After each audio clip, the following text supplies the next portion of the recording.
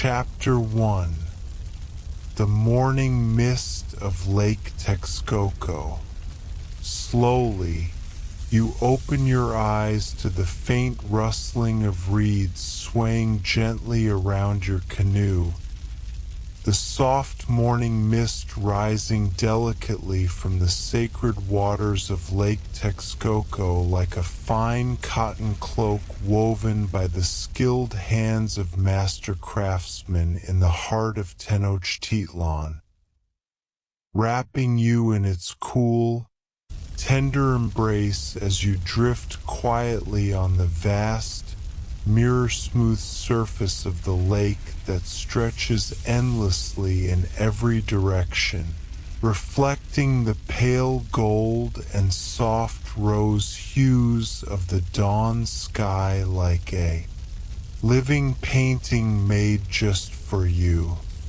Your wooden paddle moves without a sound, gliding effortlessly through the still water as the air, fresh and sweet, carries the delicate fragrance of blooming water lilies mingled with the distant, soothing aroma of copal incense burning gently in the temples, promising blessings and peace, inviting you to breathe deeper, relax further, and sink into the slow, honeyed flow of time that pulses through this ancient world, where every moment lingers, rich and unhurried, like a golden river, meandering through the endless sky.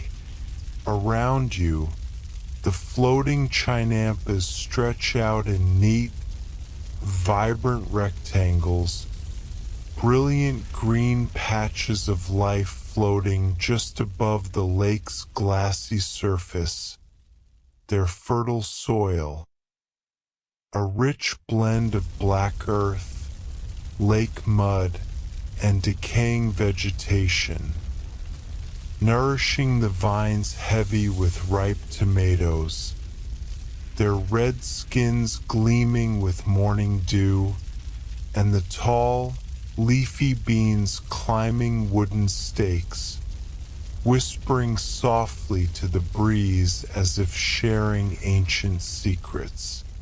The distant splash of other canoes punctuates the quiet, their occupants, farmers speaking in the lyrical, flowing tones of Nahuatl, calling softly to one another as their voices mingle with the cries of herons and the gentle lapping of wavelets against the reed-lined shores, creating a symphony of sounds both natural and timeless.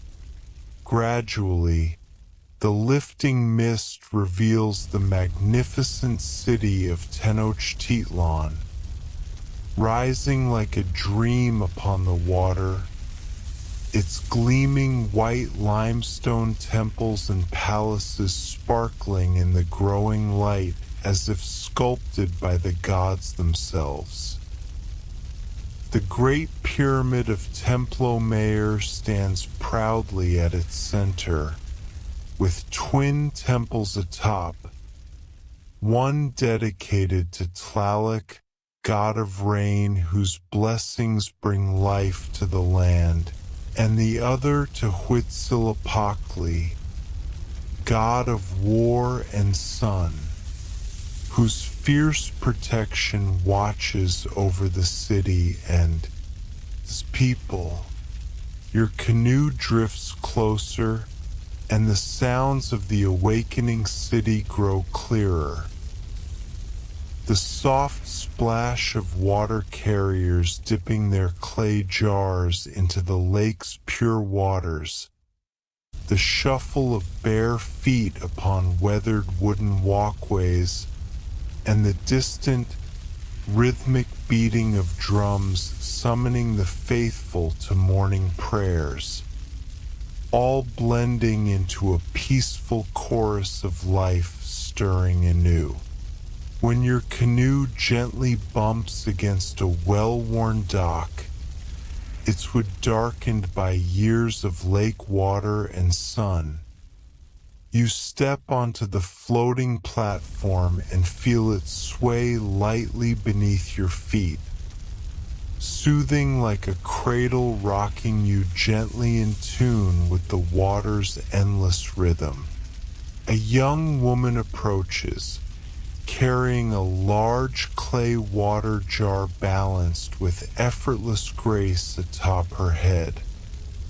Her simple white cotton huepul embroidered with delicate blue and red flowers catching the soft morning light, while her long black hair is braided and adorned with ribbons woven from maguey fibers, reflecting a quiet beauty born of generations.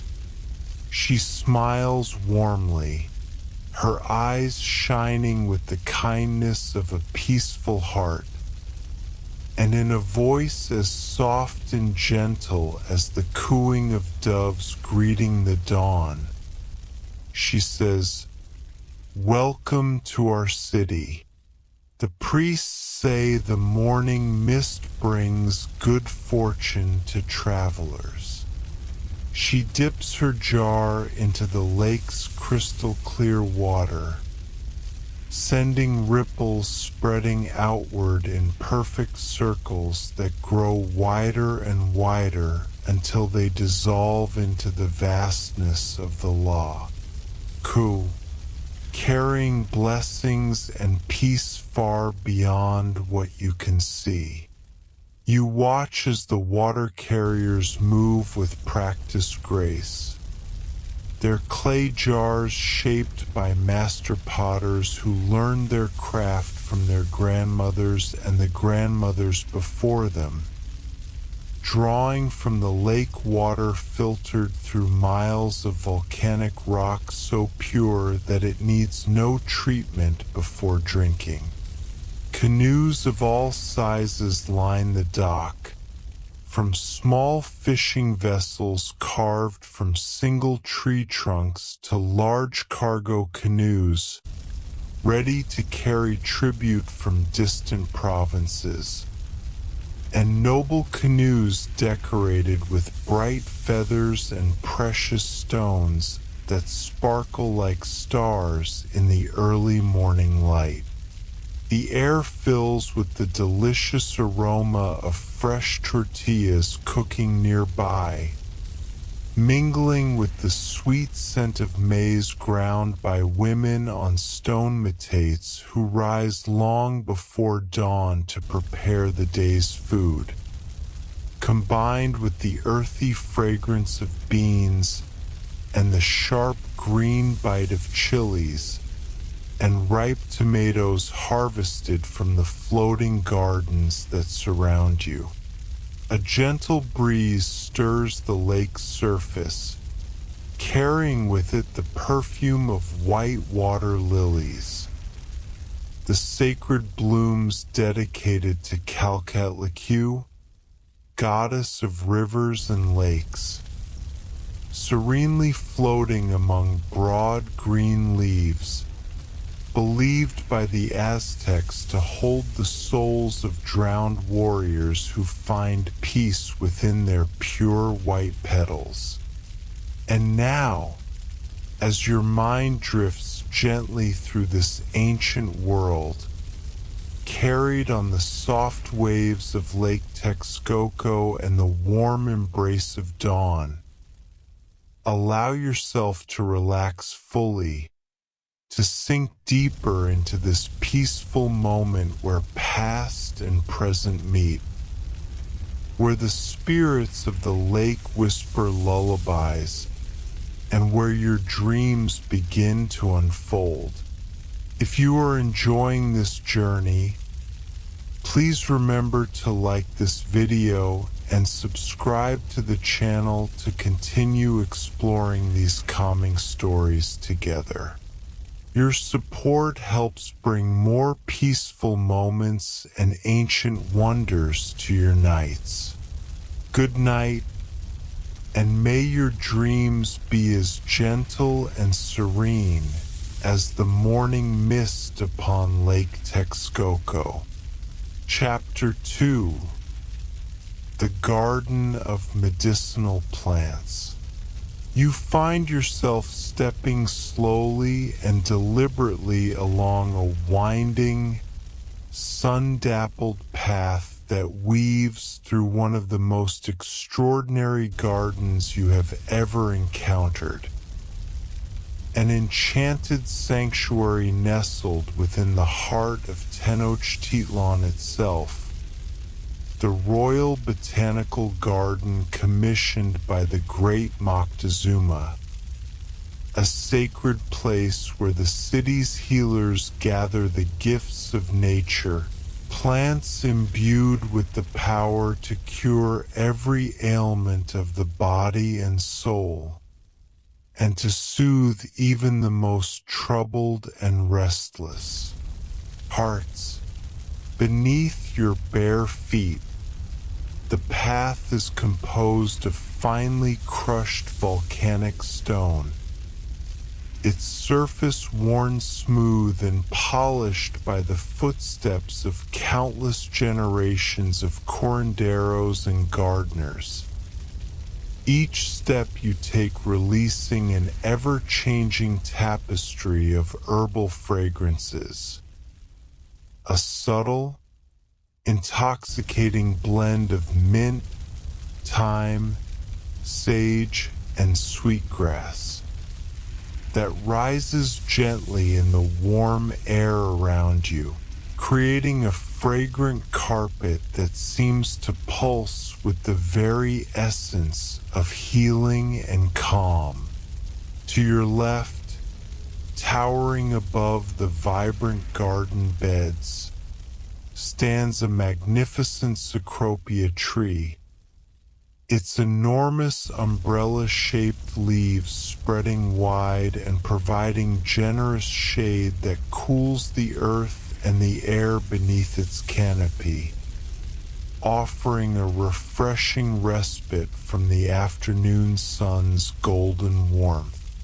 The Aztec healers call this tree Guarumbo, and they cherish its leaves, which are brewed into a tea renowned for its ability to calm the heart's restless beat and steady the breath during times of anxiety or exhaustion. You pause for a moment beneath its leafy shelter, feeling the temperature drop several degrees as the shade wraps around you like a protective cloak. The air here feels cooler, cleaner, and infinitely more peaceful, as if the tree itself breathes healing energy into the world. Beside you walks your guide, an elderly Karandra whose presence is a living testament to centuries of wisdom passed down through 20 generations of her family. Her hair, silver white and shining softly in the filtered sunlight, is carefully braided with delicate blue feathers taken from the sacred Quetzal bird, symbols of purity and divine connection. Her face, etched with gentle lines that speak of years spent in deep communion with the healing power of nature, glows with the quiet contentment and strength that comes from a lifetime dedicated to serving others through knowledge and compassion. With each step she takes, her movements are slow and deliberate, measured with care and respect for the sacred plants that surround you both. Her eyes sparkle with warmth and an unspoken invitation to discover the ancient secrets hidden within this garden's living treasures. Each plant here, she says softly, her voice is gentle and refreshing as the morning dew that settles on the leaves, holds within it the breath of the gods, the power to restore balance and bring peace to those who seek it. Come with me. Let me show you the gifts that nature has provided for those who walk the path of healing and peace. She leads you to a quiet corner of the garden where dozens of small purple flowers cluster close to the earth, their delicate petals nodding softly in the slightest breeze. This is Talochi, she whispers reverently, the plant of dreams and visions. When prepared with proper ceremony and respect, it can ease pain so completely that a person feels as though they are floating on clouds, freed from all suffering and grounded worries. The flowers sway gently, their fragile, silk-like petals catching the light and shimmering with a mysterious inner glow, as if whispering secrets of the spirit world to those who take the time to truly listen. Nearby, a tall plant with broad, deep green leaves and small clusters of white flowers stands proudly among the garden beds.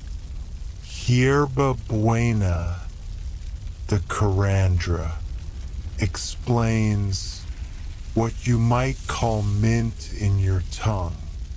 We brew its leaves into a tea that soothes the stomach and quiets restless thoughts, calming the mind and heart alike. She carefully picks a single leaf, crushing it lightly between her fingers, releasing a fresh, clean scent that immediately fills the air with clarity and coolness. You breathe in deeply, feeling the minty fragrance wash through your throat and lungs like a cool stream, dissolving tension and lifting the invisible weights you carry on your shoulders, leaving behind a profound sense of lightness and relaxation. The garden itself is a marvel of thoughtful design, laid out in raised beds bordered by narrow channels of clear, bubbling spring water that flows continuously throughout the space, producing a gentle murmuring sound that blends harmoniously with the rustling of leaves and the distant hum of the city beyond the garden's protective walls. In these channels, small silver fish swim lazily, their scales flashing bright glimmers of sunlight that filter down through the canopy of medicinal trees overhead, creating flickering patterns of light and shadow that dance across the stones below. Water is life, the Karandra murmurs as she kneels beside one of these flowing streams, cupping her hands to gather the clear, cool liquid and raising it to her lips with reverence. And life is healing. The sound of flowing water calms the spirit, helping the mind release its grip on worry, fear, and pain. You follow her example, kneeling beside the channel and taking a careful sip of the water, its coolness spreading instantly through your body like liquid peace, soothing your muscles and quieting the restless thoughts that flutter at the edges of your mind, leaving behind a deep, centering calm. A special section of the garden is devoted entirely to flowering vines that climb tall wooden trellises, intricately carved with ancient patterns depicting jaguars and eagles, symbols of power, grace, and spiritual protection. Here, the morning glory vines flourish, their trumpet-shaped flowers unfolding with the dawn in radiant shades of blue, purple, and pristine white. These flowers open with the first light of day. The healer tells you, her voice carrying the gentle cadence of reverence, and close when the sun grows hot, teaching us about the natural rhythms of life, the sacred cycles of rest and activity, of growth and renewal, that bring harmony and balance to all living things. The blossoms seem to glow softly in the filtered sunlight, their colors so pure and vibrant they appear almost luminescent, as if holding a quiet light within their delicate petals. As you gaze upon them, a soothing sense of peace washes over you, as though the flowers themselves are sharing their deep serenity with anyone who takes the time to truly see and appreciate them. The air here feels charged with a kind of gentle magic, a healing energy that sinks deep into your bones and wraps your spirit in a warm embrace. With each step you take deeper into this garden of miracles, you feel yourself breathing more slowly, more fully, in tune with the slow, rhythmic murmur of the water, the soft rustle of leaves, and the whispered songs of healing plants all around you. The worries of the outside world melt further from your mind, replaced by a growing sense of calm and connection to the earth beneath your feet, to the ancient wisdom carried in the roots and petals of every herb, and to the quiet, enduring power of nature's gentle touch. Here, in this sacred place, the line between body and spirit blurs.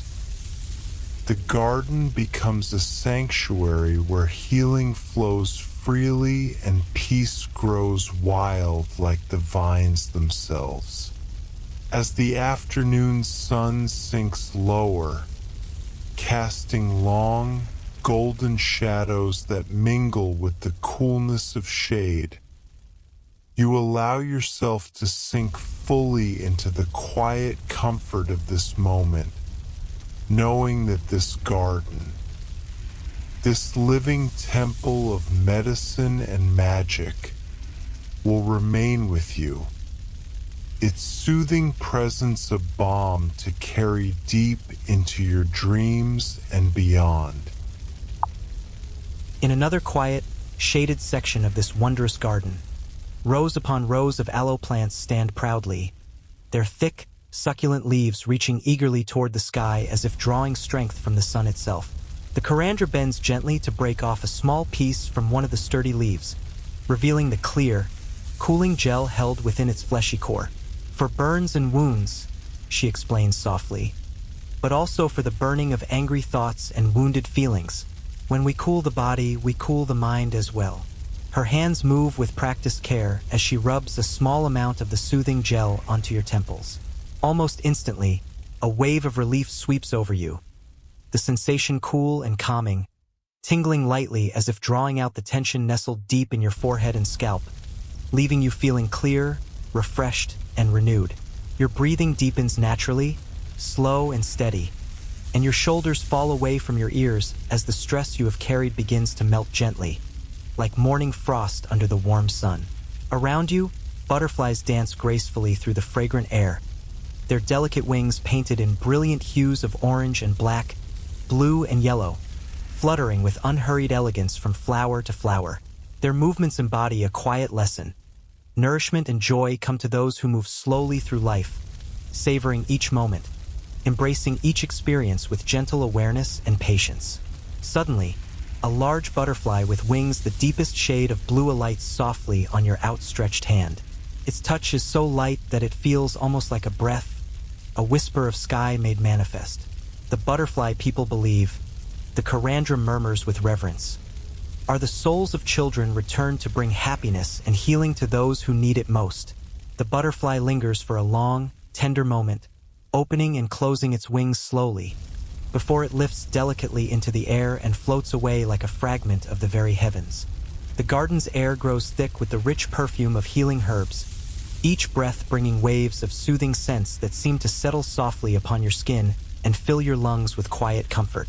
Chamomile releases its sweet, apple-like fragrance whenever brushed by a passing breeze or a gentle touch, while jasmine vines creep up the garden walls, their star-shaped white flowers spilling a perfume so intense and pure it feels almost visible.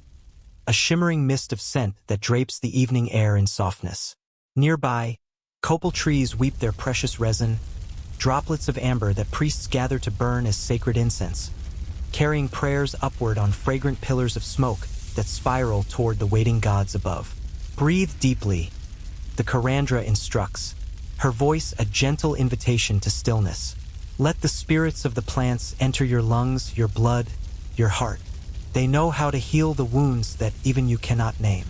You follow her guidance, drawing the perfumed air deep into your lungs, holding it tenderly for a moment before exhaling slowly, releasing all the heaviness you carry. With each breath, you feel yourself become more connected to this ancient sanctuary of healing, more at peace with yourself and the world around you. At the edge of the garden, a small deer appears, stepping softly onto the soft earth, its large, dark eyes calm and unafraid as it approaches with quiet grace. In Aztec belief, deer are messengers from the spirit world, bringing guidance and gentle wisdom to those who seek it. This one regards you for a long, peaceful moment, its gaze steady and full of understanding, before bending to drink from one of the crystal-clear water channels that crisscross the garden. Then, as silently as it arrived, it slips away into the shadows, leaving behind a sense of calm and sacred presence. Even the animals know this is a place of safety, the Karandra reflects softly. When the heart is at peace, all of nature senses it and draws near without fear. As the afternoon wanes and the sun tilts lower in the sky, long golden beams slant through the trees, turning everything they touch into something precious and sacred. Leaves become translucent, gleaming like polished jade, while flowers glow warmly like lanterns lit from within. The very air shimmers with contentment, filled with the quiet joy of a world at rest. You settle yourself beside a fountain where clear water bubbles up continuously from an underground spring, the soft, steady splashing weaving a gentle white noise that seems to wash away every lingering worry or stray thought. Around the fountain's rim, carvings of Calquetlicue, the water goddess, encircle you. Her serene face is repeated over and over, each sculpture unique yet united by the same expression of infinite compassion and gentle strength. The Karandra offers you a cup of tea brewed from passion flower petals. Passiflora, she says with a knowing smile, the flower of peace.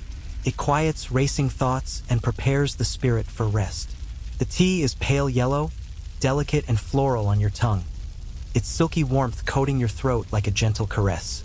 Almost immediately, A wave of relaxation flows over you, beginning at the crown of your head and cascading slowly down through your entire body, loosening every muscle, softening every tension, inviting deep and complete calm. As you sip this healing tea in the midst of the garden's miracles, surrounded by the murmuring water and the perfume of countless herbs, you feel your eyelids grow heavy, your mind drifting gently toward rest.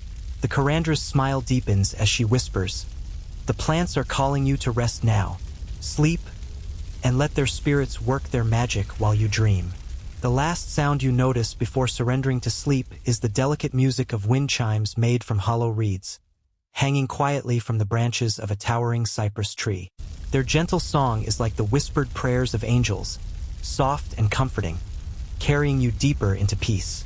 As their melody drifts through the air, you know without a doubt that you are completely safe, completely at peace, wrapped in the sacred embrace of this garden where healing grows wild and free, and where your spirit can rest easy, now and always. Your breathing slows, deepening with each gentle inhale and exhale, the rhythm becoming steady and serene, as if your very lungs are syncing with the timeless heartbeat of this sacred place.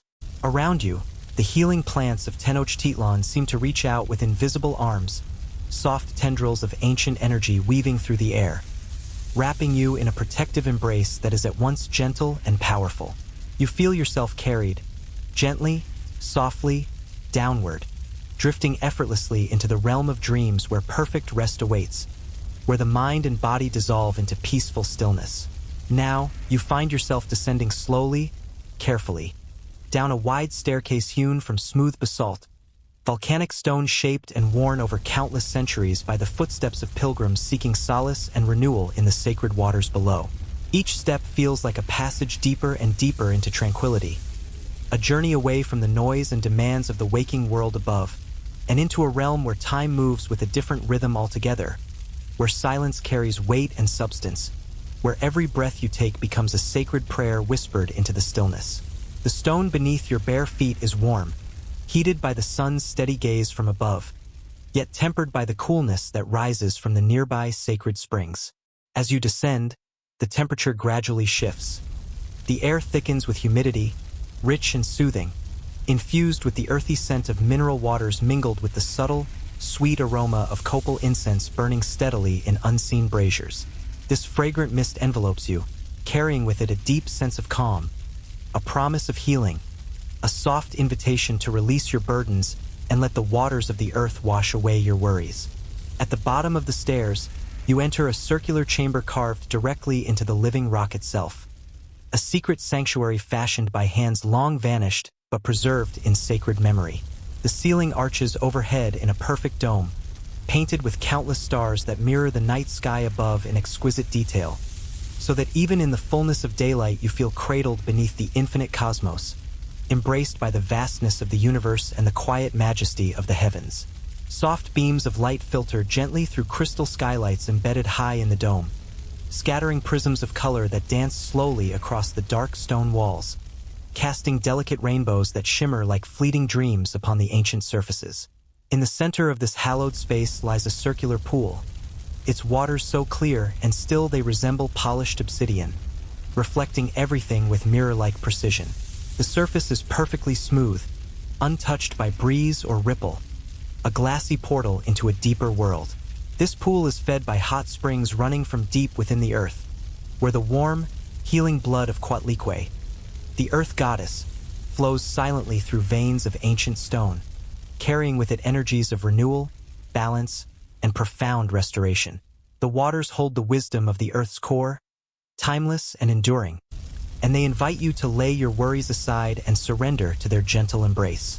An elderly priest tends this sacred space, moving with deliberate grace and reverence, as if every gesture is part of an unbroken ritual older than memory itself. His hair, white and flowing like clouds drifting across the sky, falls softly around his serene face, and his eyes gleam with quiet knowledge and deep compassion.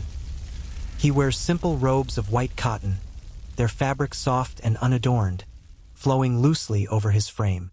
His feet are bare against the warm stone floor, connecting him directly to the sacred ground beneath. Around his neck hangs a pendant carved from the richest green jade, shaped intricately in the likeness of Tlaloc, the mighty rain god whose tears nurture the waters and sustain all life on earth. Welcome, seeker of peace. The priest intones in a voice as soft and steady as falling rain, each word deliberate and full of gentle power. This pool has reflected the faces of pilgrims for 1,000 years. Pilgrims like you, arriving with weary hearts and troubled spirits, searching for the rest that only these waters can give, for the healing that flows silently beneath the surface. His gaze is warm and inviting as he gestures toward the pool, its dark waters shimmering faintly with the light of the sacred space. You feel drawn forward, compelled by a quiet yearning deep within your being, to step closer to this wellspring of renewal. The air here is thick with the scent of wet stone and healing herbs, infused with the sacredness of ancient prayers whispered across countless generations. You kneel beside the pool, dipping your hands into its cool, clear depths, the water silky against your skin as it flows smoothly between your fingers. The touch of the water is electric, alive with a subtle warmth that seeps through you, reaching deep into your bones and muscles, relaxing every fiber of your being. As you lean closer, you gaze into the reflective surface and see your own face mirrored back at you. Calm, softened, peaceful. The ripples of your breath cause gentle waves to shimmer across the pool, distorting your reflection like a living painting, ever shifting, ever serene. Here, in this sacred chamber, you feel the weight of the world fall away.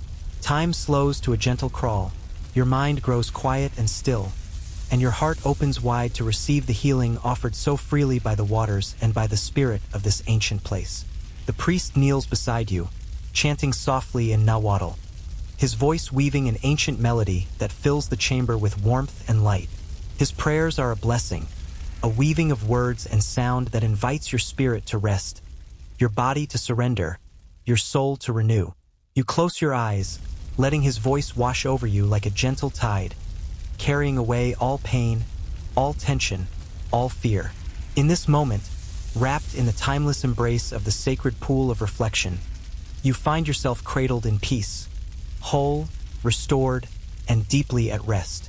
The walls of the chamber rise around you like the curved embrace of some ancient and benevolent giant, their dark volcanic stone surfaces transformed by human devotion into a vast, intricate tapestry of carved reliefs, each one etched with exquisite precision by the hands of long-vanished artisans who understood both the sacred geometry of nature and the mythic poetry of water's eternal journey.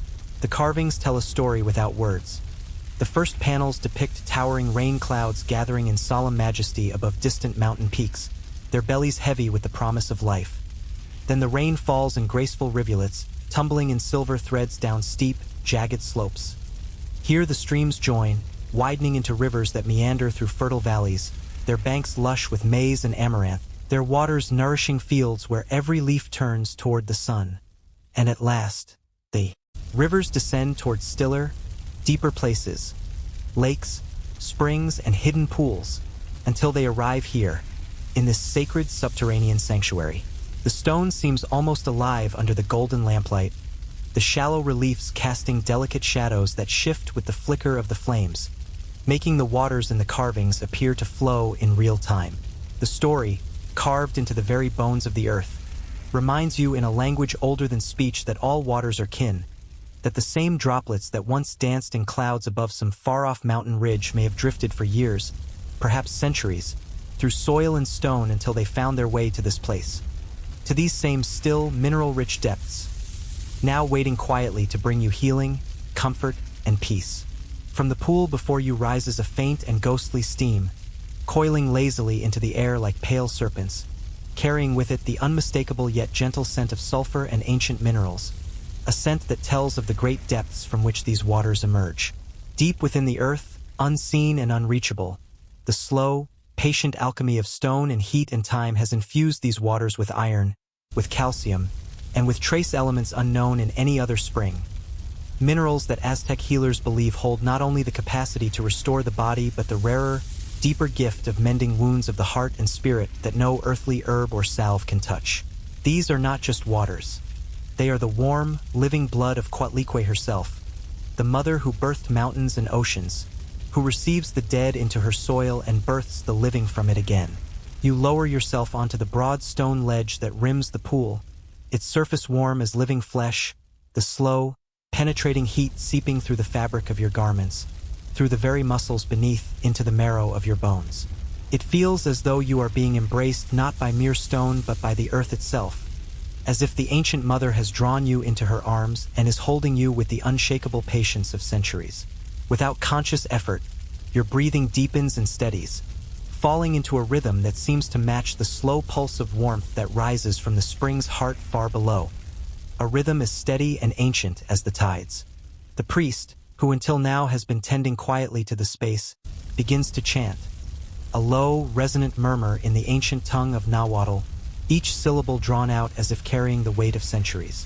These words, so old that their literal meaning has dissolved into mystery, still vibrate with an undeniable potency, their sounds curling into the air like ribbons of invisible incense, winding around you in unseen spirals of comfort. The domed chamber amplifies the chant, sending it to your ears from every direction at once, until you cannot tell whether the voice comes from the priest's lips or from the stones themselves. Within the chant you catch fragments. Asterisk ATL, ATL, asterisk, precious water, lifeblood of the Mexico world, revered above gold, above jade, above all things, for in their understanding it was water that birthed the world, that cradled the first gods in the vast primordial sea from which earth and sky were drawn. The light in the chamber is warm and intimate. Small oil lamps rest in niches carved into the walls, their terracotta bowls cradling golden flames that sway gently with the faint movement of air, their flickers mirrored perfectly on the pool's surface so that it seems as though fallen stars have taken residence in the water. The oil is pressed from chia seeds, revered by Aztec runners for endurance, strength, and stamina. Here, its slow-burning essence releases a subtle, nut-like fragrance that mingles with the mineral steam and the faint sweetness of the copal incense, creating an atmosphere so layered that each breath feels like inhaling the distilled essence of sacred earth, water, and sky. As your gaze drifts across the surface of the pool, you notice it is adorned with flowers, white water lilies and pale blue plumbago blossoms, scattered by some unseen hand. They drift upon the slow current of the underground springs, weaving and parting in shifting, transient constellations of color, patterns that form and dissolve without repetition, mirroring the ebb and flow of your own thoughts as they soften and slow under the influence of the place. The priest's voice lowers, becomes almost a whisper, and with a small, graceful gesture he invites you to enter the waters. Without hesitation, you rise, slipping free from your simple cotton garments, feeling neither shame nor self-consciousness here. For in this place the human body is not something separate from nature but its direct continuation. Flesh and bone formed from the same matter as mountains, rivers, and stars. You take your first step into the pool, and the instant the water touches your feet, you feel a wave of relaxation travel upward through your body, dissolving the smallest hidden knots of tension. The temperature is perfect, balanced between warm and cool, enveloping you like a liquid embrace.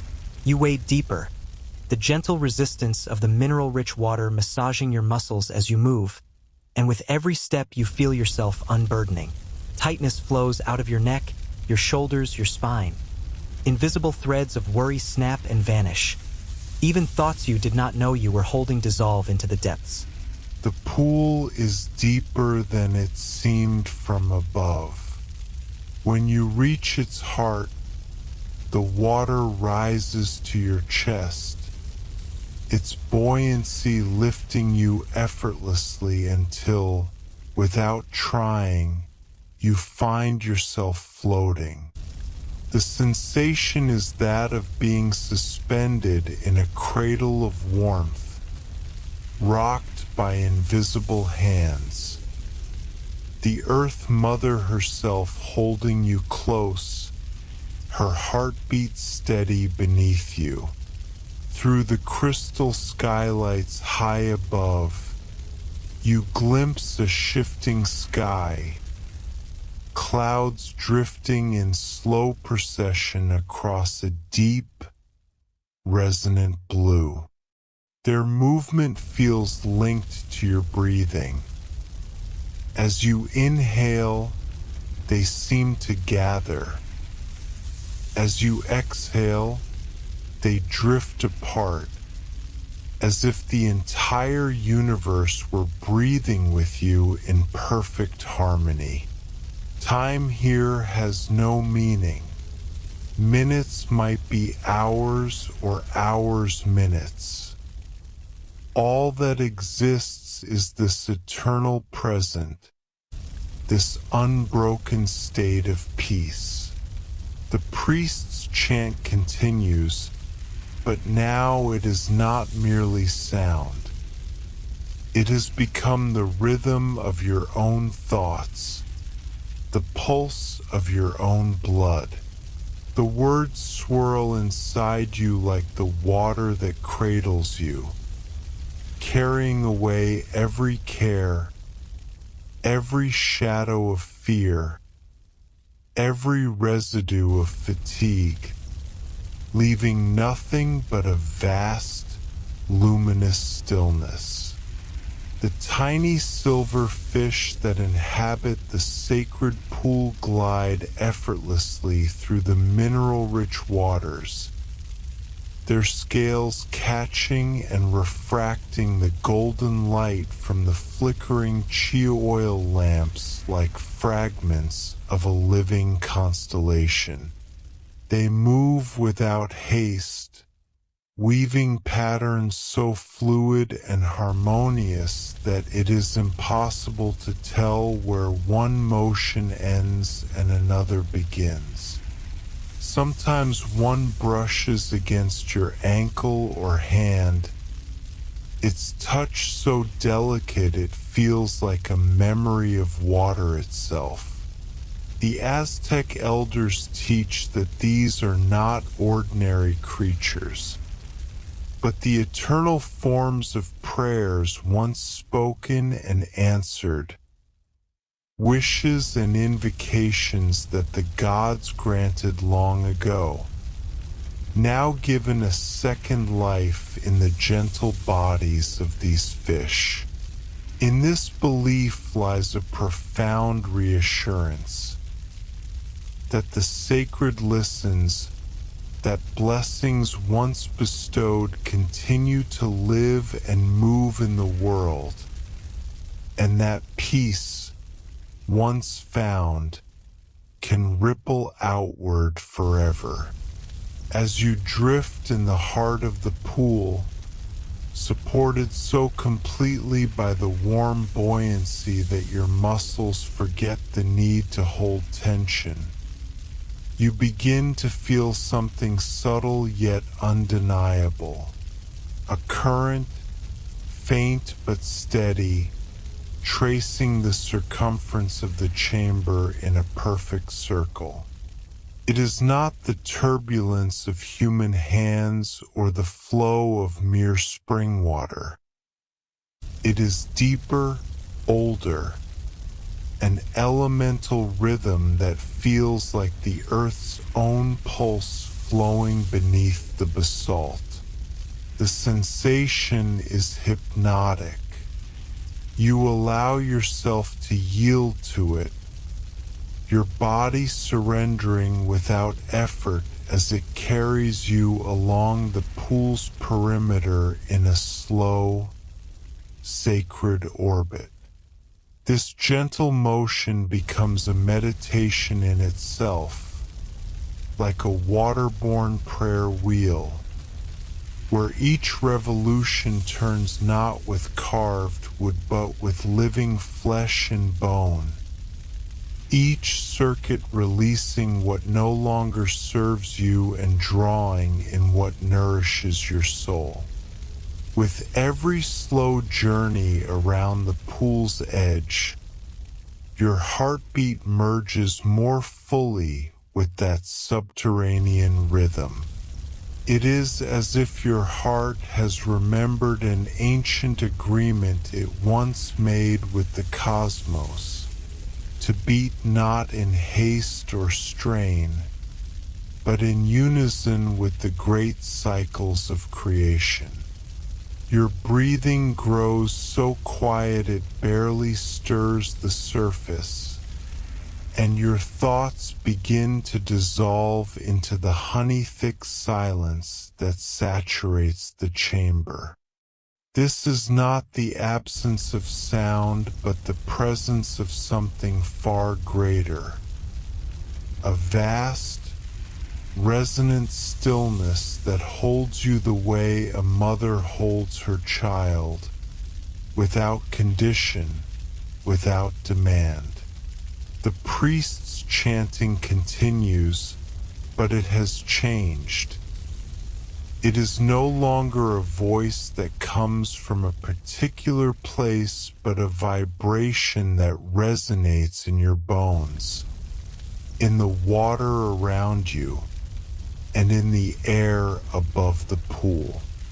The syllables, ancient Nahuatl, worn smooth by centuries of repetition, no longer carry meaning in the usual sense, but they stir meaning within you nonetheless. ATL, ATL, precious water. The phrase rises and falls in the background of your awareness, each repetition folding you deeper into the truth it carries, that all life is cradled in water, that to return to it is to return to the beginning, and that to surrender yourself here is to be remade.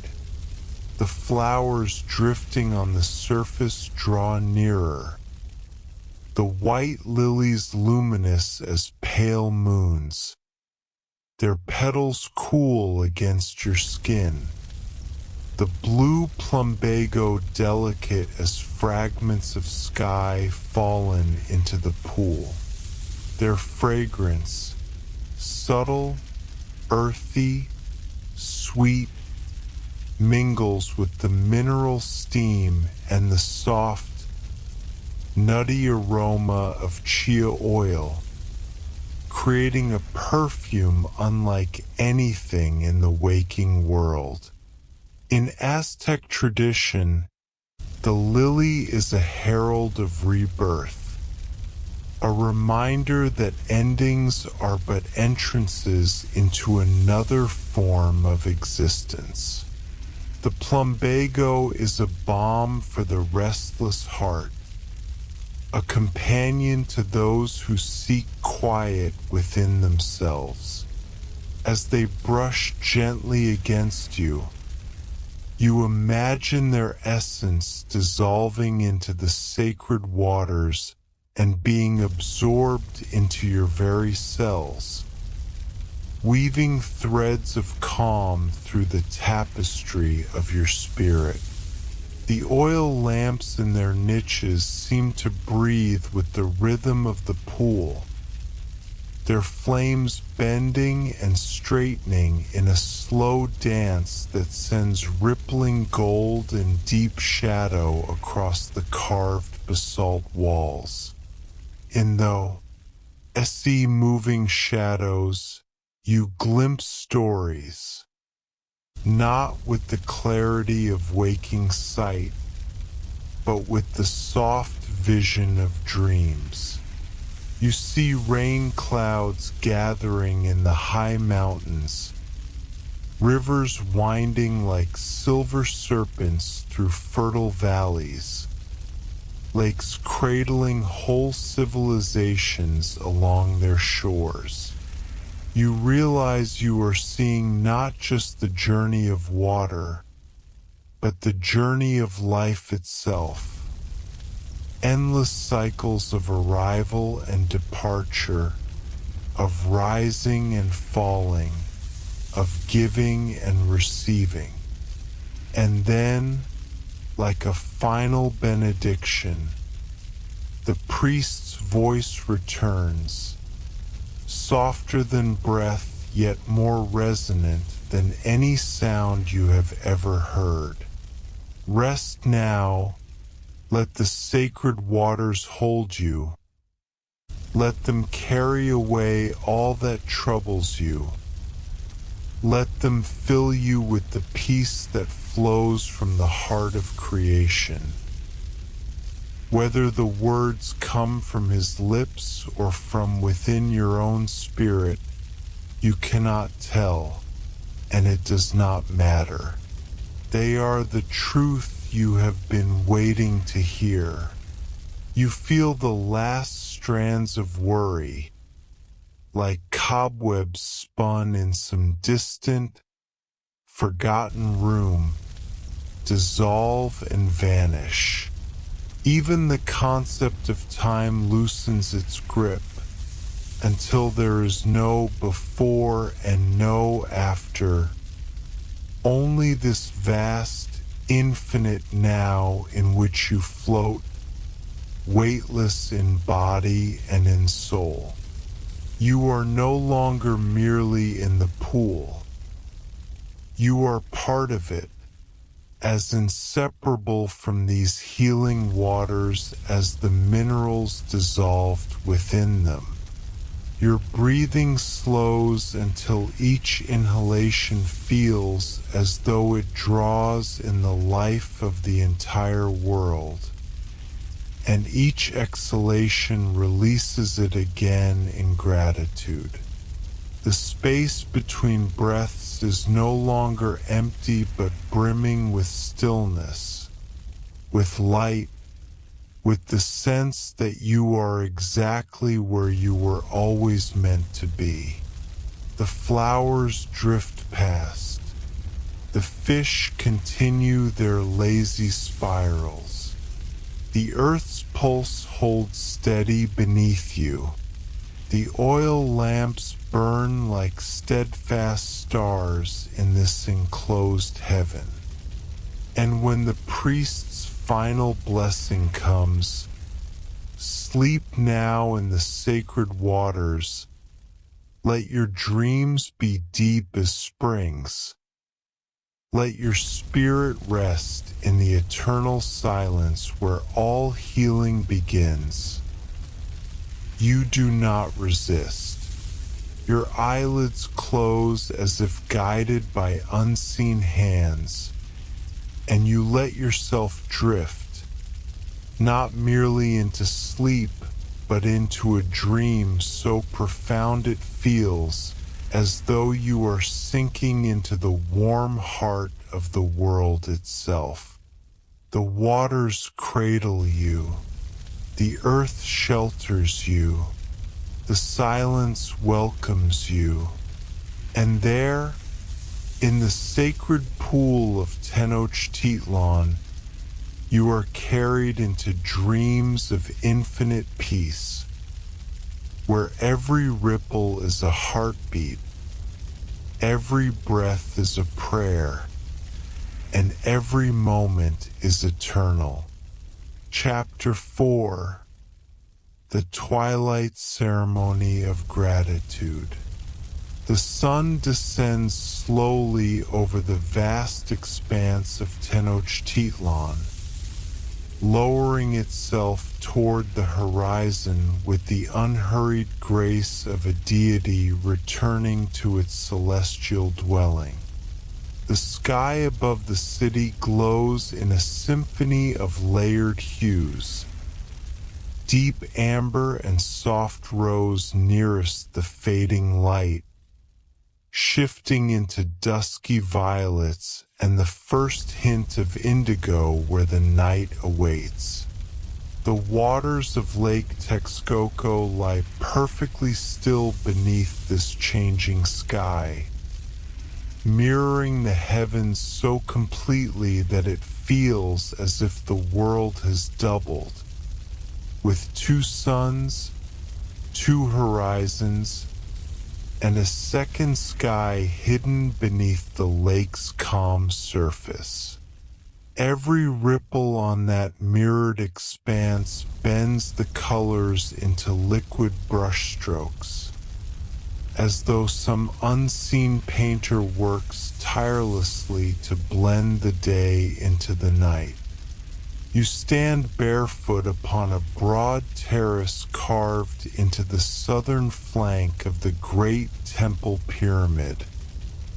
the sacred Templo Mayor, whose twin shrines crown the summit like two thrones for the gods themselves. The stone beneath your feet retains the sun's warmth from the day just ending, its heat seeping upward into your skin, grounding you in the physical even as the approaching ceremony invites you into the spiritual. The air, softened by the hour, carries the mingled sense of burning copal incense, sweet, resinous, faintly citrus, and the intoxicating perfume of blooming jasmine that drapes the nearby gardens in living garlands. All around you, pilgrims gather in gentle clusters, drawn from every quarter of the city and from villages far beyond. Their garments are woven in the brilliant patterns of many regions. The crimson and black geometric bands of the Mixtec, the pale blue cotton mantles of the coastal peoples, the white and gold brocades favored by the nobility of the valley. Yet here, at twilight, those differences dissolve. The warm light of the setting sun washes every face in the same gold, binding all in a shared moment of reverence. You notice the diversity of ages. Children with wide, unblinking eyes, their hands clasped in excitement and uncertainty. Men and women in the prime of life, their bearing calm and assured. Elders whose faces are a tapestry of fine lines etched by decades of wind, sun, and wisdom, their eyes steady with the knowledge of countless ceremonies like this one.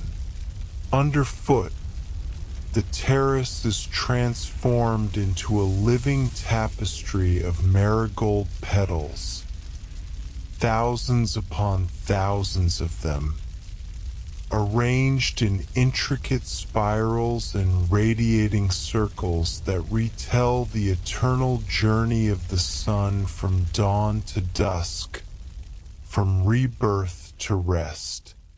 The petals are bright as flame, glowing orange gold even as daylight fades, and their rich, spicy fragrance rises in waves, filling the air with a subtle exhilaration that stirs both memory and devotion. These flowers, the Simpasicle beloved by the Mexica, are not mere decoration. They are the sun's own emissaries, believed to guide the spirits of ancestors across the threshold between the worlds. Their fragrance is a path, their color a beacon, their presence a promise, that those who have departed can still find their way home. From the inner passageway of the temple emerges a young priestess, her presence announced not by fanfare but by the quiet dignity of her bearing. She carries in both hands a small clay bowl, smoke curling upward from its rim in thin, wandering ribbons. Within the bowl lies white copal resin, its surface glistening faintly in the fading light.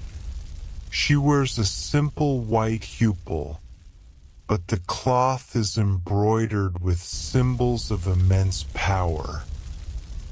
The radiant face of Tonatiuh, the sun god on one shoulder and the crescent curve of Metzli, the moon on the other, stitched in threads of gold and deep indigo. Feathers from the sacred Quetzal bird shimmer in her long, dark hair, their green iridescence catching the last. Rays of the sun like fragments of jungle canopy. Her movements are deliberate, each step measured as if she is walking between worlds. When she speaks, her voice carries the musical cadence of Nahuatl, its syllables rising and falling like the gentle lap of water against stone. "Welcome to our evening prayers," she says, her tone both intimate and ceremonial. "Tonight we gather to give thanks for the gift of the breath that fills us, for the gift of sight that allows us to behold this beauty, for the gift of this moment when day and night stand together in perfect harmony." She pauses, and in that stillness you feel the entire assembly listening with their whole bodies, as if even the air has leaned closer. Then she steps toward you, extending the clay bowl. Within, the copal resin glows faintly from the absorbed heat, its scent already curling upward like the first breath of a dream. She selects a small piece, no larger than the top joint of your thumb, and places it in your open palm. It is smooth, slightly warm, and faintly sticky to the touch, like holding a bead of the sun's own essence. With a small inclination of her head, she gestures for you to follow. She leads you toward the center of the terrace, where a shallow bronze brazier rests upon a carved stone pedestal. The pedestal itself is alive with meaning. Serpents coil in high relief around its base, their open mouths revealing stylized flames, while the body of the brazier is etched with the solar disk, its rays unfurling in all directions. Within its shallow bowl, coals glow with a deep, steady heat, their orange cores pulsing like hidden hearts. The air above them shimmers faintly, a wavering distortion between the cooling night and the warmth of the ritual fire. When you place the copal upon the coals, the priestess tells you, her voice low enough to feel like a secret yet strong enough to carry into your chest. Hold in your mind one thing for which you are truly grateful. Let your thanks rise with the smoke, for the gods see not only the offering but the heart that gives it. In this way, your gratitude will travel upward to the watchful ones and return to you as blessings renewed. Her gaze lingers on yours for a heartbeat, not commanding, not urging, but inviting. And then she steps back, allowing the moment to become yours. You step forward, feeling the heat on your face, smelling the mingled perfumes of copal, marigold, and the faint salt of the lake breeze. In your hand, the resin is now warmer, as if it knows it is moments away from transformation. You kneel slightly, holding it over the glowing embers, and think carefully, fully, of what you will give thanks for. The moment stretches. The sun dips lower. Somewhere, a conch shell sounds, its long, haunting note echoing across the water. The city quiets, holding its breath. You let the resin fall. It lands on the embers with a soft hiss, melting instantly, releasing a column of white smoke that twists upward in delicate spirals, catching the last light of the setting sun before merging with the deepening twilight.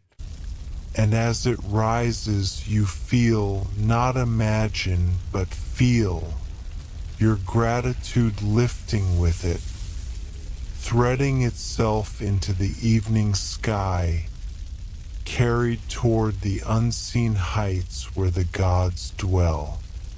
You release the piece of copal from your fingers, and it falls into the waiting glow of the brazier's coals with a soft, almost imperceptible sigh.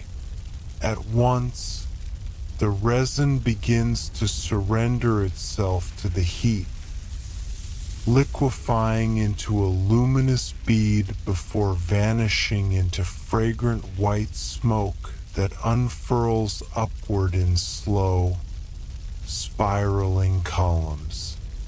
Each tendril moves as if guided by an unseen dancer's hand, swaying and curling toward the fading sky, catching the last lingering rays of the sun, so that for a heartbeat they shine like molten gold before becoming pale ivory again. The scent that rises is clean, pure, and faintly sweet, the kind of sweetness that is neither cloying nor heavy, but so light it seems impossible to name. It is as though you are inhaling something not of this earth.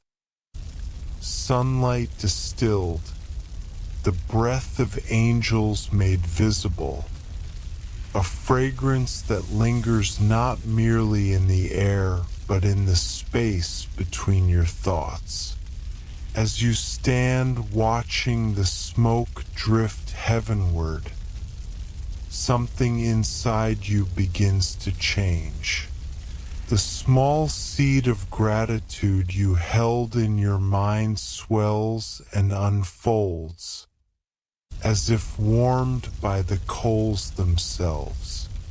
It grows warm and golden within your chest, and the warmth spreads outward, radiating along your arms, your neck, your face, until your entire being feels lit from within by an invisible sun. Your breathing slows, each inhale drawing in the sweet, resinous perfume, each exhale carrying away whatever small burdens you might still have carried into this sacred hour. There is no hurry, no distraction, only the rising smoke, the shifting sky, and the stillness that makes everything seem eternal. Around you, the other pilgrims step forward one by one, each adding their own piece of copal to the fires. With each offering, Another column of white smoke joins the growing forest of ascending prayers. Soon there are dozens of these rising pillars, each twisting in its own gentle rhythm, their paths occasionally meeting and weaving together before parting again. The combined fragrance is intoxicating, yet in a way that does not overwhelm. It enfolds you the way a beloved elder might wrap a soft cloak around your shoulders. Every breath you draw in feels like a benediction, and every breath you release feels like a gift given back. Beyond the terrace, the great pyramid of the Templo Mayor rises like a living mountain of stone. Its limestone walls, once pale under the noon sun, now drink in the colors of the dying day. Gold that deepens into amber, rose that ripens toward crimson, and in the growing shadows, the soft blues of approaching night. The temple seems less a building than a being, its broad steps like the ribs of a colossal creature breathing with the pulse of the city itself. From somewhere high above, near the twin shrines that crown the pyramid, comes the low, resonant call of conch shell horns. The sound rolls outward over the rooftops, carrying with it the weight of centuries. It is deep and hollow, yet strangely alive, like the voice of the earth itself calling its children home to remember who they are. Each note seems to travel farther than sound has any right to travel, slipping between alleys, gliding over water, echoing off stone, and lingering in the heart long after it fades from the ear. Near the far edge of the terrace sits a circle of musicians, cross-legged on woven reed mats, their bodies swaying gently as they tend to their instruments. They do not play for applause or entertainment. Their purpose is older, deeper, to guide the spirit into the current of the ceremony. Clay flutes breathe soft, reedy melodies that float through the air like audible silk, bending and drifting on the breeze. Wooden drums, their skins stretched tight over hollow bodies of cedar, speak in low, rounded tones tea. Hat match the beating of your relaxed heart. Rattles made from dried gourds, filled with jade and obsidian beads, add the quiet whisper of rain falling through leaves. Every sound is intentional yet unforced, woven into a whole that is neither loud nor insistent but utterly pervasive. Like the voice of a river you did not realize you were standing beside until you stop and listen. Without willing it, you find your breath aligning with the rhythm of the drums, your heartbeat slowing to match their steady, grounding pulse. The music does not draw your attention to itself. It moves around and through you, subtly altering the space you inhabit until you cannot remember where the sound ends and your awareness begins. Tensions you did not know you carried, the small anxieties, the faint stiffness in your shoulders, dissolve into the flow of the music. The longer you listen, the more you feel as though you are being remade from the inside, each note a soft hammer shaping you back into harmony. The sky above continues its transformation, the colors deepening with each passing breath. The gold at the horizon surrenders to a molten orange, which melts into a rich rose. The rose fades into violet, and the violet gathers darkness until it is almost indigo. With every shift in the sky's palette, you feel a corresponding change within yourself. The bright attentiveness of sunset gives way to the mellow warmth of dusk, which in turn slides toward a dreamy, almost weightless state, as if sleep and wakefulness have begun to mingle without conflict. It is then that the young priestess lifts her hands and begins to chant. Her voice is low at first, a single thread of sound in the gathering night, but it soon gains strength, the syllables spilling like water from a pure, unclouded spring. Others on the terrace join in until the air is thick with voices, some high and clear, some deep and resonant, all blending into a single current of prayer. You do not need to know the exact meaning of the words to feel their purpose. They move through you the way a soft wind moves through a grove of trees, rustling something deep and hidden that stirs in recognition. The words are in Nahuatl, old and rhythmic, the language shaped for song and invocation. Again and again the same phrase returns. Tlazikamity, Tlazikamity.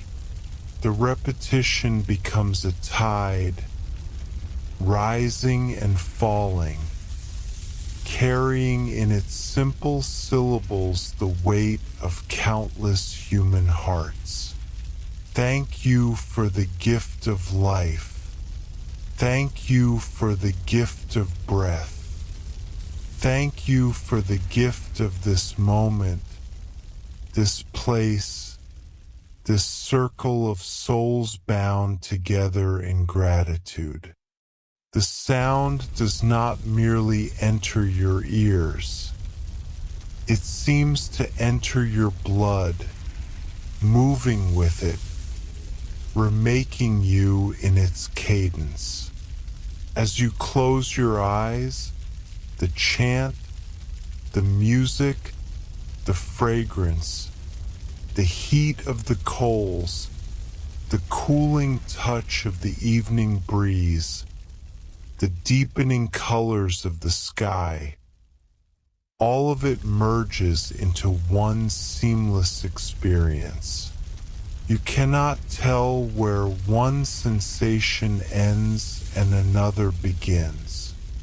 It feels as though the entire terrace, every person upon it, every sound and scent and flicker of light has become a single living prayer, rising into the twilight on columns of white smoke from the far side of the terrace, Attendants emerge in a slow, measured procession, each carrying small clay cups whose surfaces are decorated with etched spirals, jaguar faces, and tiny geometric glyphs. Inside the cups sloshes a dark, steaming liquid, thick as melted gold, though colored like polished obsidian. They move from pilgrim to pilgrim, offering the vessel with both hands, as if passing not a drink but a fragment of the god's own table. When at last a cup is placed in your hands, the clay is warm against your palms, and the rising steam carries an aroma unlike anything from your waking life. It is Zacatl asterisk, prepared according to a recipe as old as the empire, perhaps older still, a ritual inheritance from ancestors who claimed it was taught to them by the gods themselves. Ground cacao beans, stone crushed until they release their bitter perfume, blended with wild honey gathered from forest hives, infused with the delicate breath of vanilla orchid, and brightened, almost imperceptibly, with the smallest pinch of dried chili. The chili does not shout. It whispers its fire, a slow warmth that begins deep in the throat and unfurls through the chest like the opening of a red flower. This is no ordinary refreshment, but a potion of reverence, believed to nourish not only the body's sinew and bone, but the subtle, unseen currents of the soul. You sip slowly, letting the thick liquid roll across your tongue, and its flavors unfold in layers. The first sharp bitterness of the cacao, the immediate soft caress of honey, the faint floral note that comes and goes like a passing breeze, and beneath it all, a small ember of heat that does not fade but deepens. As the warmth moves down into you, it begins to radiate outward in invisible waves, first into your chest, then your arms, your legs, your fingertips, until even the air brushing your skin feels touched by it. It is not the satisfaction of hunger, but something far more complete. The sense that you are partaking of the same essence that, in the celestial realm, the gods themselves drink as they gaze down upon the mortal world. This is communion without bread or wine, yet it carries the same solemn intimacy, the same feeling of being joined to the infinite by something tangible and simple. While you drink, the sky above has been quietly remade. The last blush of twilight has surrendered to a deep indigo that feels less like a color than a vast living fabric stretched over the city. One by one, the stars pierce through, bright as seeds of light sown into the darkness. They are sharp and clear, as if the night air itself has been polished for the ceremony. Low in the west, Venus blazes near the horizon, a perfect jewel of white gold radiance, outshining all other stars. To the Aztec heart, this is Tlaquequatl Quetzalcoatl's evening form, the feathered serpent who descends from the heavens to bring wisdom, harmony, and the promise of cycles renewed. Pilgrims glance toward it with a mixture of recognition and awe, some touching their foreheads in silent acknowledgement, as though greeting a noble guest who has arrived punctually for the night's final blessing. Attendants now carry bundles of woven cotton mats, soft as clouds but firm enough to cradle a resting body. They unroll them across the terrace in neat rows, the cotton dyed faintly with patterns of waves and clouds. The air is cool enough now that the warmth of the mats feels inviting, and as the pilgrims find their places, the entire assembly seems to settle into a single quiet exhale. You choose a place near the terrace's edge, where your view holds both the brazier's glowing embers and the vast sweep of the darkened lake far below. The cotton beneath you yields gently as you lie back, its faint herbal scent, perhaps from being stored with sweetgrass, mingling with the lingering perfume of copal. Above, the sky opens itself entirely, offering its infinite map of constellations to the patient gaze. The chanting, which had been steady and full a short while ago, has now softened to a murmur, so faint you can almost mistake it for the sighing of the wind against stone. The words still repeat their ancient gratitude, but now they are like prayers murmured in sleep, carrying less the power to stir the heart into action than to ease it into rest. The musicians, too, alter their playing. The drums no longer urge the heartbeat into a steady march, but slow to the unhurried thud of a heart sinking into dream.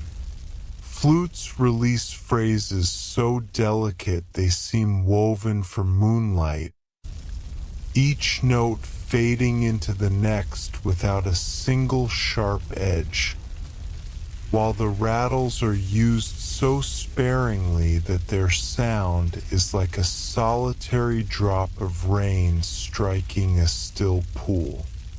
The priestess moves through the rows of reclining pilgrims, her white cotton robe now carrying the scent of night flowers, perhaps jasmine, perhaps the pale blossoms of the yucca that open only after sunset.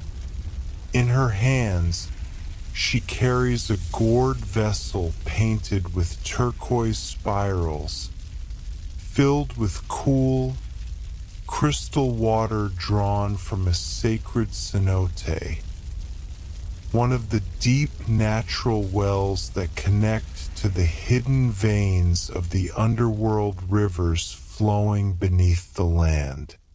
These waters are said to be touched by the breath of the gods, blessed by centuries of ceremony, and heavy with the accumulated prayers of countless generations.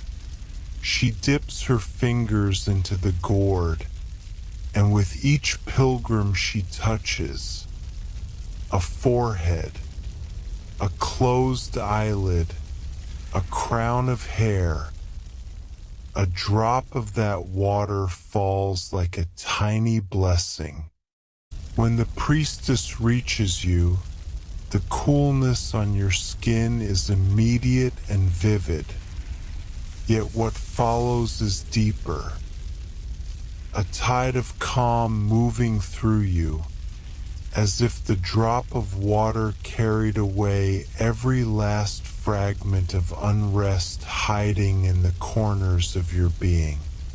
You feel not just relaxed but cleansed in some invisible way, like a temple floor swept of every grain of dust. Her voice, when she speaks, is scarcely louder than the rustling of cotton against stone. Yet every syllable arrives with perfect clarity. Give thanks now for the gift of rest, she whispers. Give thanks for the peace that comes at the end of each day. Give thanks for the dreams that await you in the realm of sleep, where the gods speak to us in symbols and visions, and where the spirit travels to places the waking mind cannot follow. Her words hang in the air like incense, lingering long after she moves on. You close your eyes, the warmth of the chocolate still alive in your chest, the coolness of the cenote water still fresh on your skin, the scent of copal and night flowers wrapping around you like a protective cloak. Somewhere beyond your hearing, the lake reflects the first complete stars. The brazier's glow flickers like small suns on the terrace, and the music drifts away until it is not clear whether it continues in the outer world or has already crossed into the landscape of your dreams. The smoke from the copal braziers continues to rise into the starlit sky, each delicate tendril twisting and unfurling as if weaving invisible patterns among the constellations, carrying with it not only the rich, resinous scent of sacred fire, but also the invisible weight of all the gratitude, all the whispered prayers, and all the quiet, unspoken hopes of the gathered pilgrims. The air itself feels alive with this mingling of fragrance and intention, as though the night has become a vast, breathing altar upon which human devotion is offered to the heavens. You watch the smoke columns dance in the slight evening breeze, their movements fluid yet purposeful, hypnotic in their rhythm, like soft visual lullabies that seem to stroke the mind into stillness, coaxing your eyes to grow heavy with contentment even as your heart swells with a strange and timeless joy. Around you, the other pilgrims have begun to melt into the sacred hush of the moment. Conversation fades into silence not by force but by the natural gravity of shared reverence. Breathing deepens, faces soften in the flickering amber light of the braziers, and every figure, whether wrapped in embroidered shawls, plain woven cloaks, or garments passed down through generations, becomes part of the same living tapestry. Children, their energy finally spent, curl up against the warmth of their parents' sides, lulled by the mingled scent of copal and the low murmur of the night. Elderly couples sit with fingers gently intertwined, their touch speaking volumes that words could never capture. Young men and women tilt their heads toward the vault of stars, their eyes wide with a wonder that feels both ancient and newborn, as if seeing the sky for the first time. You feel yourself dissolving into this community of peaceful hearts, the boundaries of the self softening until you are no longer simply an observer but a participant in something vast and enduring. Your individual gratitude, once a small flicker within you, now streams outward and mingles with the gratitude of those beside you, of those who came before, and of those who will come long after this night is gone.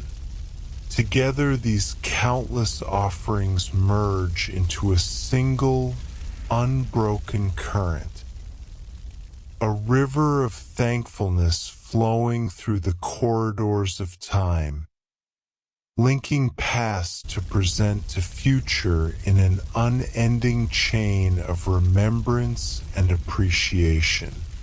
Below the ceremonial platform, the great lake lies in the embrace of the night, its black surface so perfectly still that the stars above seem to rest upon it, scattered like diamonds upon polished obsidian.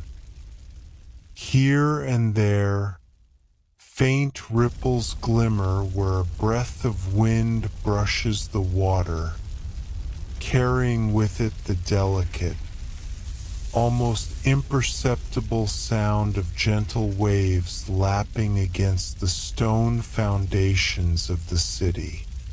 That sound, mingled with the rustle of palm fronds and the faint calls of night birds from the distant marshes, becomes part of the same symphony as the crackle of the braziers and the deep, steady pulse of hundreds of hearts breathing as one.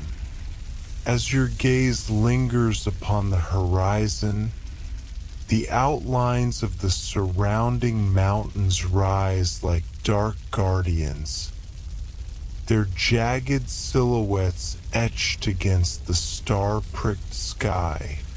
Somewhere among those heights, unseen springs feed the lake, their waters following secret channels down to this sacred basin as they have for centuries, as they will for centuries more.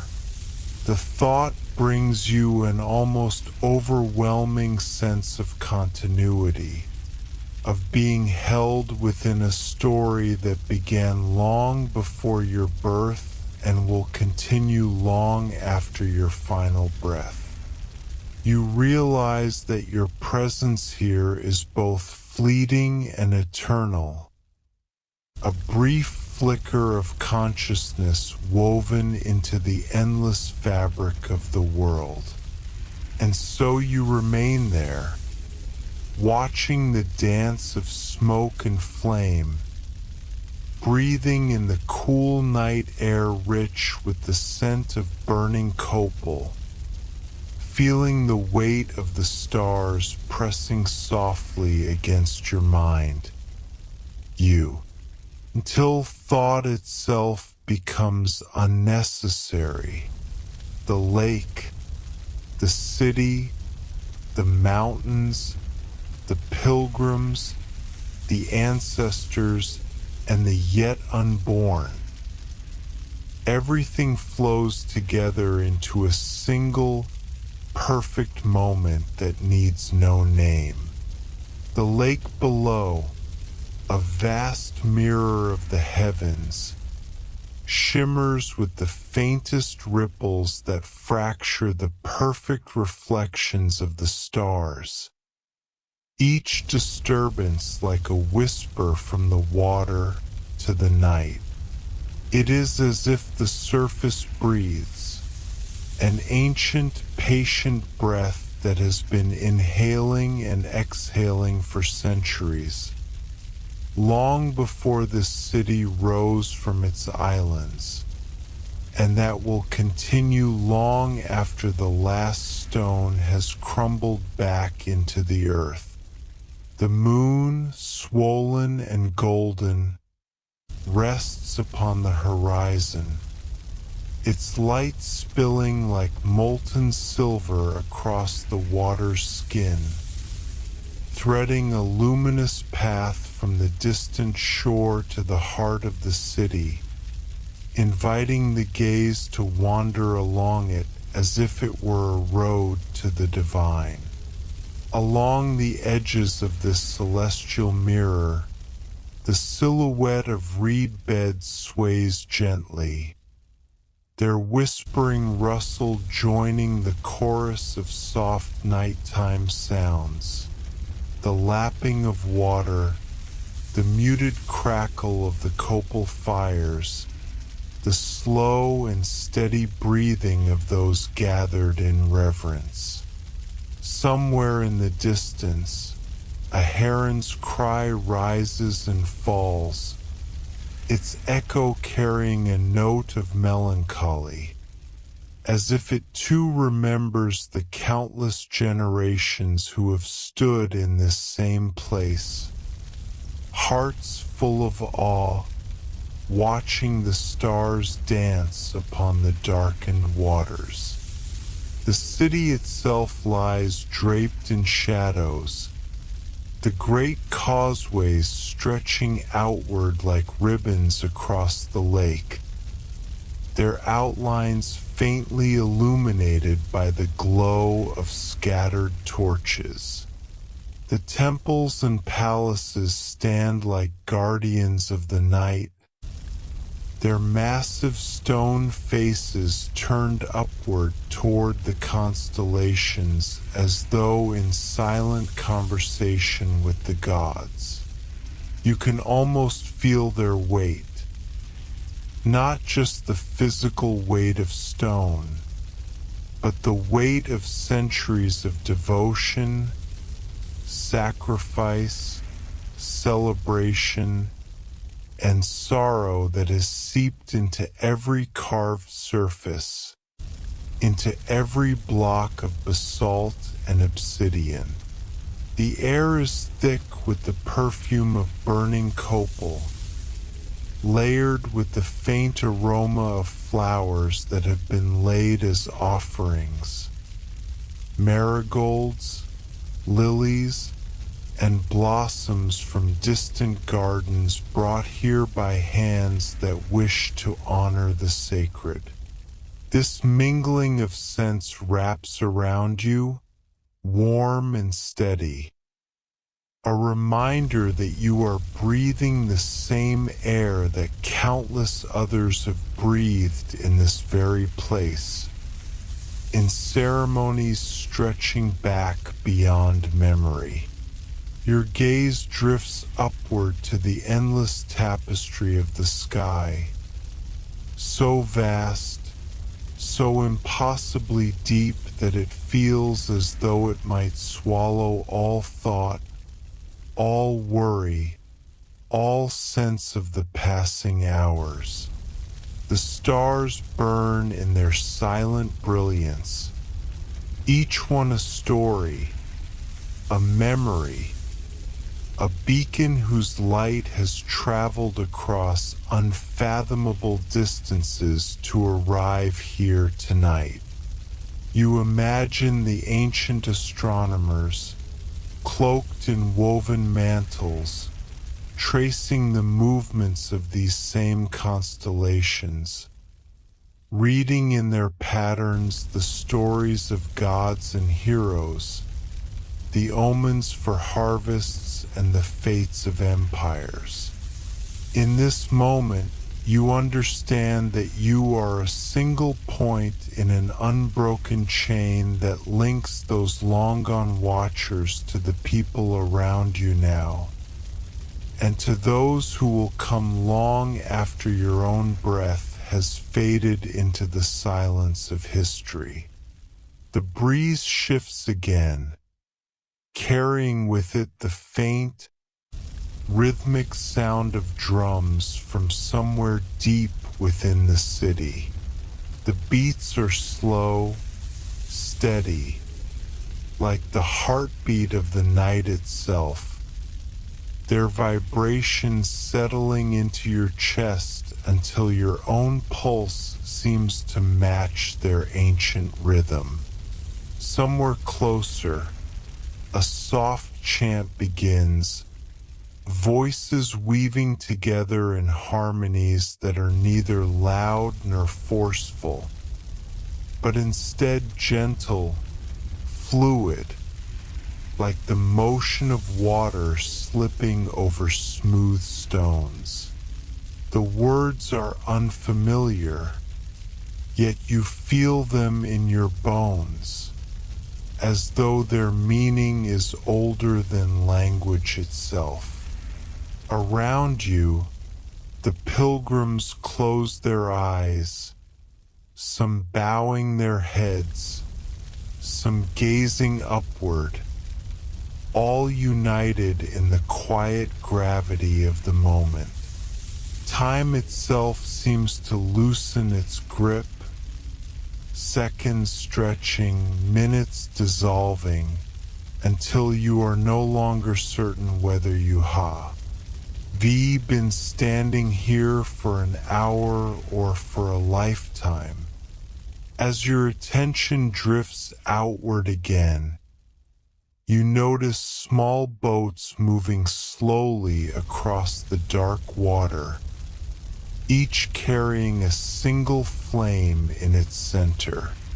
The light from these tiny fires trembles on the surface, mirrored by the lake so perfectly that it is impossible to tell where the real flame ends and its reflection begins.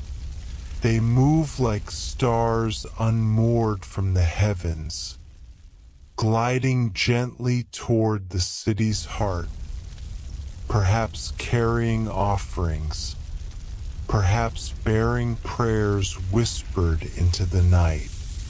You watch one pass beneath the moon's path, the gold and silver mingling in its ripples, and you feel an ache of beauty so profound it is almost like sorrow. It is the kind of beauty that reminds you of the impermanence of all things, that even this night, perfect and eternal as it feels, will one day be only a memory carried by those who remain. The sound of water lapping at the city's stone foundations blends with the hush of the gathered crowd, the occasional cough or rustle swallowed by the immensity of the night. Somewhere to your left, a young child begins to hum softly, the melody simple and pure, perhaps something taught by a parent or a grandparent long ago. The tune seems to float upward, wrapping itself around the smoke columns and rising toward the stars, as if seeking a place among them. You watch it go, your heart full, your mind clear, your body warm despite the cool night air. And in that stillness, in that deep quiet where even thought seems unnecessary, you realize that you are not merely witnessing this moment, you are part of it. You are inside it, as much a thread in its tapestry as the stars above, the water below, and the prayers drifting on the breeze. The gentle breeze carries with it a tapestry of scents, subtle, layered, and ancient threads of copal smoke weaving together with the fragrance of damp reeds along the lake's edge. The faint sweetness of night-blooming flowers hidden among the gardens, and the earthy, mineral-rich aroma of water that has cradled life here since before memory began.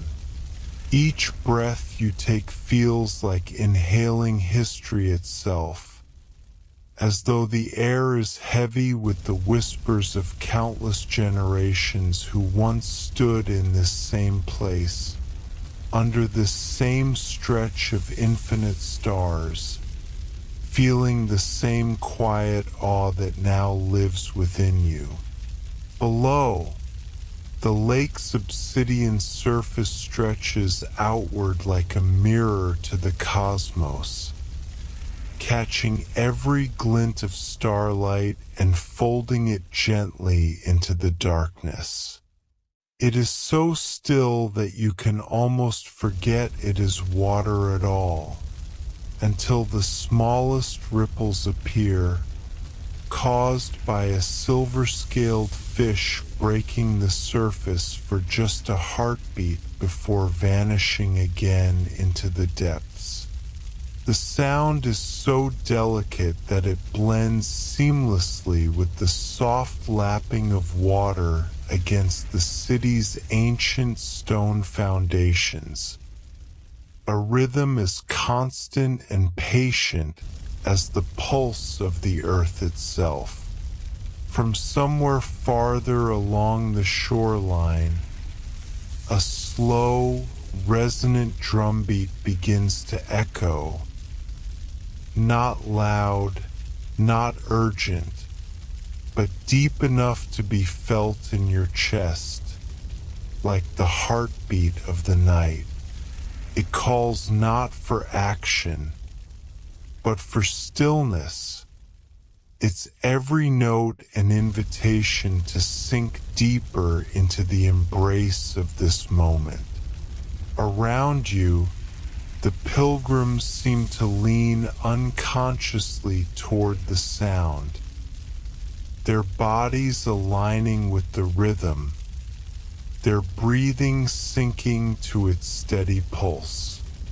Above, the sky is a vast ocean of black velvet scattered with stars so bright they seem almost near enough to touch.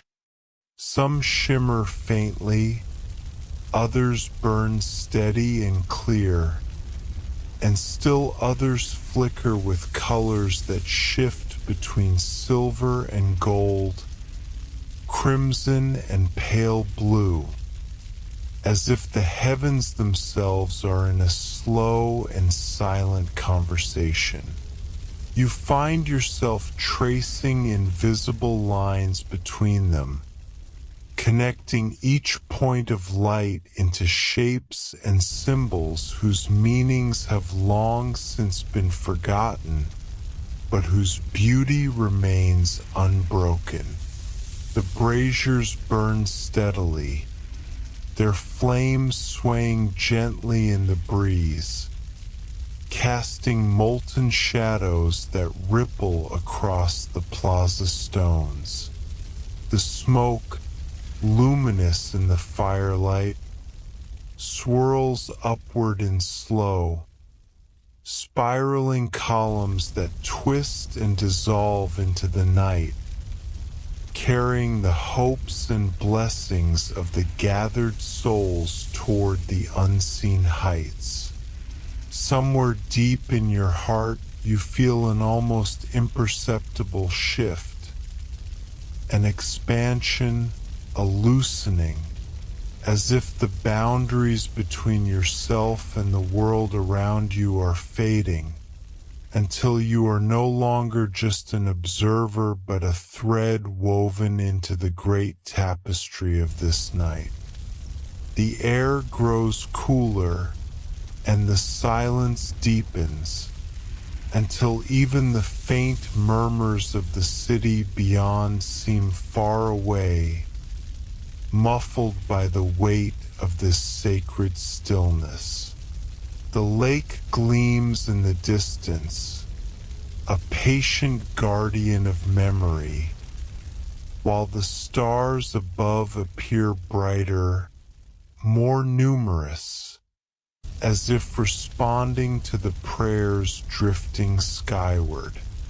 In this perfect equilibrium of light and dark, water and sky, sound and silence, you realize you have stepped outside of time.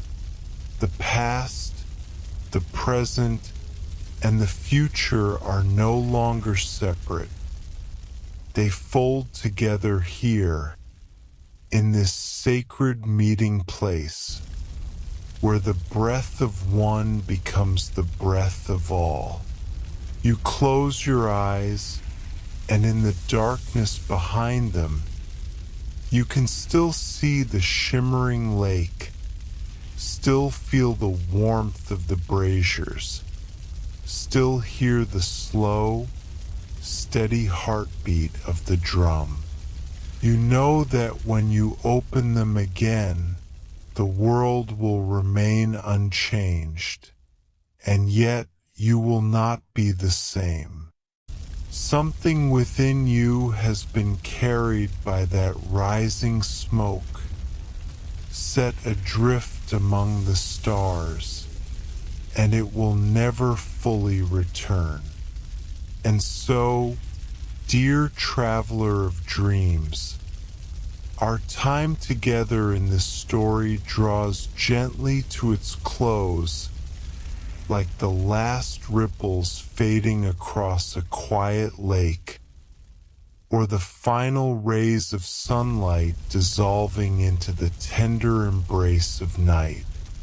The echoes of the sacred waters, the scent of ancient forests, the whispers of wind through the reeds. All these moments will now rest within you, woven softly into the fabric of your dreams. Perhaps you will walk again among the silver-lit shores we explored tonight, or find yourself beneath the same sky where stars bloomed like flowers of light.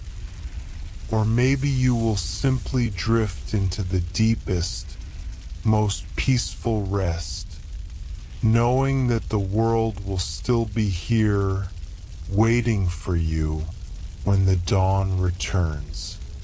As you close your eyes and let go of the waking world, I hope the calm we shared tonight will linger in your heart, like a lantern glowing quietly in the dark.